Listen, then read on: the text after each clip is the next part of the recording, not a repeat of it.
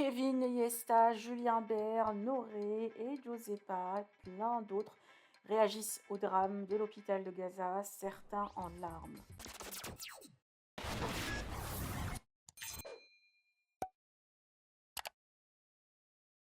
Le drame hier survenu à l'hôpital de Gaza et qui a coûté la vie à des centaines de victimes, dont beaucoup d'enfants, a ému le monde entier. Le Hamas et le gouvernement israélien s'accusent mutuellement, mais les internautes et influenceurs restent peinés et tristes face à la situation. Sarah Frézou en larmes a pris la parole sur son Snap, ainsi que Noré, pour faire appel à la paix tout en choisissant et défendant leur camp.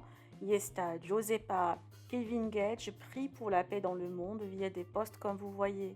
Julien Bert, après avoir partagé un post, a pris la parole de vive voix. Je vous laisse avec les stories de Noré, de Julien Bert et de Sarah Frézou. Que pensez-vous? Partagez avec moi vos avis en commentaire et n'oubliez pas de liker la vidéo et de vous abonner à la chaîne. Vu les messages que j'ai reçus, je pense que les gens n'ont pas compris cette story. Pourtant, elle était très claire, très simple. Je prône la paix. Que ce soit une vie palestinienne ou une vie israélienne, ça fait autant mal. Que ce soit un civil et un enfant, c'est encore pire. Je vous en parle même pas. La douleur que je ressens. Et peu l'exprime, mais je pense qu'on est beaucoup à penser la même chose. C'est qu'on demande la paix. On espère l'avoir pour tout le monde, pour apaiser tout le monde. Et c'est de stopper cette hémorragie qui a déjà pris une ampleur pas possible. Et j'espère juste que les gens importants de ce monde vont prendre les bonnes décisions et vont arriver à arrêter tout ça. Et très rapidement. Et cœur sur tout le monde. Je prône juste la paix. Réveillée, je suis partie un peu sur Insta, comme tous les jours. Et j'ai vu encore des vidéos qui me font trop mal, frère. La vérité, ça me fait trop mal. Je vous dis limite, je regarde, mais j'essaye de loin regarder parce que ça m'atteint vraiment. Je sais pas si... Je sais même pas quoi vous dire. Autant d'enfants morts, autant de gens qui souffrent.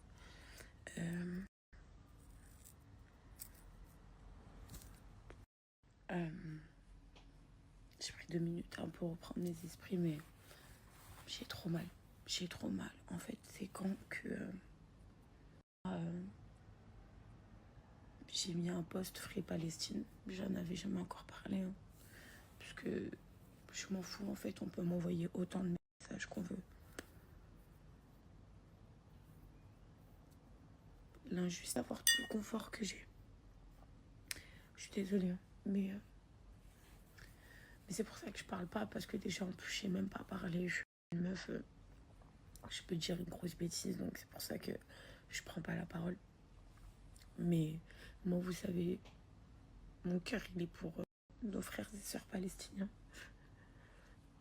à toutes ces mamans, à toutes ces familles, à toutes ces personnes, à tous ces civils. Soutenons-les jusqu'au bout, parce que c'est la seule chose qu'on peut faire. Faire des dons, partager l'information, essayer de faire bouger les choses. Mais en soi, je me sens impuissante. Et j'arrive. Désolée. Pour ma part, ça va, mais je suis obligé de réagir face à ce qui se passe. Encore une fois, c'est pas un secret, comme je l'ai dit et je l'assume et je l'assumerai, quoi qu'il puisse m'arriver, je soutiens la Palestine parce que c'est très grave ce qui se passe. Très, très, très grave ce qui se passe. C'est écœurant même. Là, on voit, un hôpital a été bombardé, des centaines d'enfants sont morts. Comment on peut bombarder un hôpital? Comment on ne peut pas avoir de cœur à ce point? Pourquoi, quand il y a un conflit comme ça, pourquoi ils s'en prennent aux civils? Au temps du Moyen-Âge, à l'époque, on nous apprenait à l'école que quand il y avait une guerre, ils se donnaient rendez-vous dans les campagnes. Et il n'y avait que les gagnants qui revenaient. Comment là, on puisse bombarder des enfants? Comment on peut dormir tranquille quand on sait qu'on a enlevé la vie à des centaines d'enfants, des civils, des innocents? Comment on peut laisser faire ça en fait? Il y a trop de questions auxquelles on n'aura jamais de réponse malheureusement, à part apporter notre soutien, à part faire comme je l'ai dit, beaucoup de doigts pour tous nos frères et sœurs qui sont morts, même pour nos enfants qui sont morts dans ces situations atroces. Je le dis et je le répète, les civils n'ont rien demandé. C'est ça qui fait mal au cœur, c'est que les civils n'ont rien demandé, si ce n'est que de vivre tranquille, en harmonie, en paix, d'être heureux dans leur vie. Comme nous, on connaît le bonheur, chacun de notre côté, chez nous. Rien que le premier bonheur, c'est de ne pas être confronté à ces situations. De pouvoir s'endormir tranquille le soir. Alors, on a tous des soucis dans la vie, etc. Mais quand on voit ça, on se dit que nos soucis, c'est de la merde à côté. C'est de la merde, c'est du pipi-tcha, comme on dit à côté. C'est incroyable de pouvoir assister à ça, en fait. On assiste à ça impuissant, parce que malheureusement, personne d'entre nous, à part prier ou apporter son soutien public. J'espère, et c'est tout ce que je souhaite, c'est que ça s'arrête le plus rapidement possible. C'est que ce massacre s'arrête. Et attention, attention, une vie vaut une vie. Que ce soit du côté musulman, du côté juif, du côté catholique, du côté chrétien, du côté de toutes les religions. Une vie vaut une vie. Une vie ne mérite pas d'être levée. Si ce n'est que Dieu qui décide. Il a tout écrit. Il sait quand on va respirer et il sait quand on va arrêter de respirer. Mais wesh, quand on voit qu'il y a un hôpital, je reviens sur ça parce que c'est ce qui me dégoûte le plus. De toute façon, tout ça me dégoûte. Hein. Quand je vois toute cette oppression que vit le peuple palestinien, ça me dégoûte. Mais quand je vois que l'hôpital, alors déjà, ils avaient coupé l'eau, ils avaient coupé l'électricité, là maintenant l'hôpital a été bombardé, ça va aller jusqu'à où en fait? Ça va aller jusqu'à où? Jusqu'à où? Il y a qui va appuyer sur le bouton stop là? C'est trop. C'est qui aura... Et en espérant, comme j'ai dit, qu'on puisse vivre dans un monde meilleur, parce que là, c'est clairement... C'est fou de se dire qu'en 2023, ça peut exister, ça encore.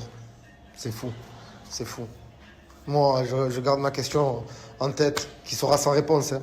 Comment on fait pour bombarder un hôpital et ne pas avoir de cœur? Comment on fait pour enlever des vies de victimes, de personnes innocentes, sans avoir de cœur? Quel que soit l'emplacement du monde, mais en partie en Palestine. Hein.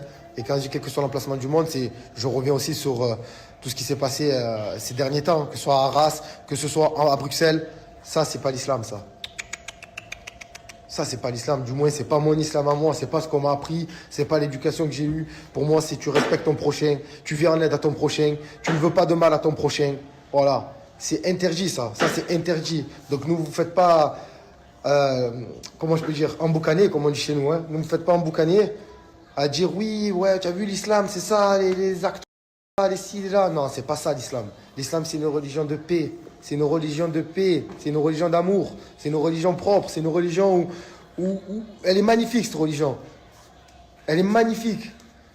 Donc c'est pas ça, c'est pas ça. N'écoutez pas ce qu'on va vous raconter sur les médias, n'écoutez pas tout ça, parce que c'est pas ça. C'est vraiment pas ça. Vraiment. J'espère que ça va aller mieux dans ce monde, parce que ça me fait peur de ce qu'on va laisser à nos enfants. On est né dans un monde merveilleux, et on va leur